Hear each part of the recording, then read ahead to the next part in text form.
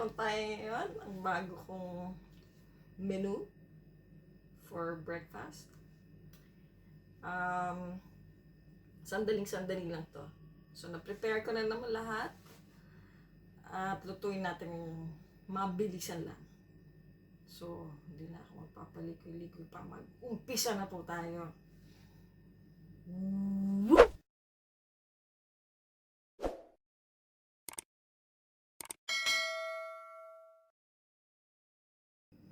So, wala nyo. Naglutuin ko ngayon. Meron tayong mushroom, garlic, onion, egg, 3 brown egg yan. With salt na yan.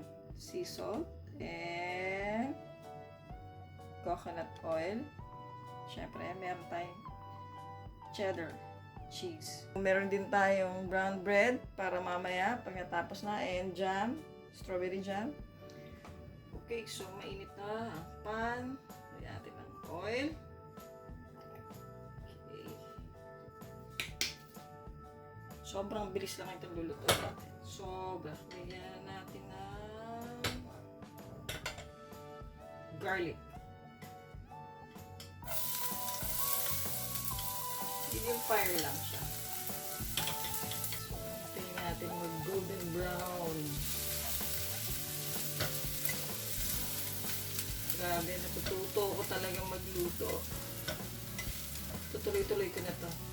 Sobrang gusto ko ang bawang, sibuyas, pero yan yung mga ayoko hawakan kasi nga sobrang tatagal yung amoy sa kamay. Okay, so golden brown na. Huwagin natin ang onion. So sabi ng mami ko, kapatid ko, pag transparent na kulay ng onion, okay na yan. Yes, natutuwa mami ko ito. Marang na ako magluto. Nakakatuwa rin pala magluto, no? Kaya lang yung iisipin mo araw-araw mo lulutuin. Parang mauubusan yata ako ng menu. Kaya habang may luluto ako, share ko sa inyo. Napakadadali lang nito. Sobrang dali. Kaya-kaya nyo.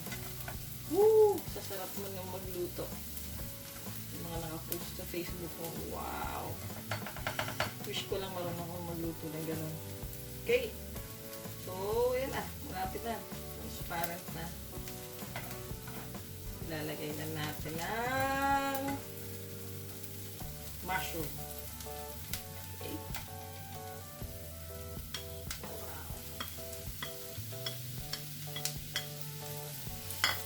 Sarili sana yung mushroom na slice nito. Kaya lang, gusto ko talaga yung nangunguya ako.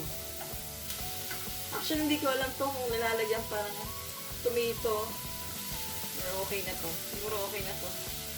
First time naman, tingnan natin. Yung mga ginagawa ko, puro invento ko. Na alam ko mas magagawa nyo pa ng mas masarap pa.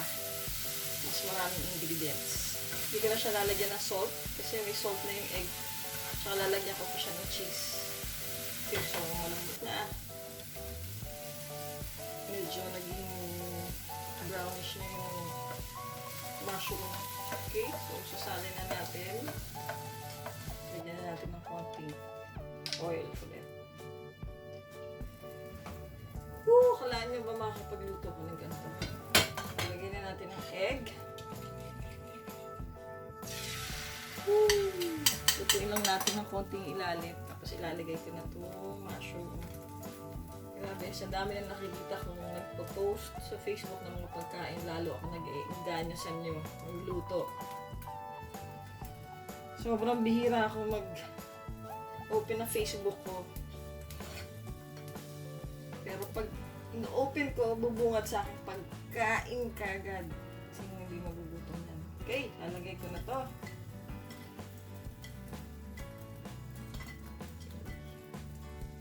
Ayos natin sa isang side kasi i-fold natin yung egg.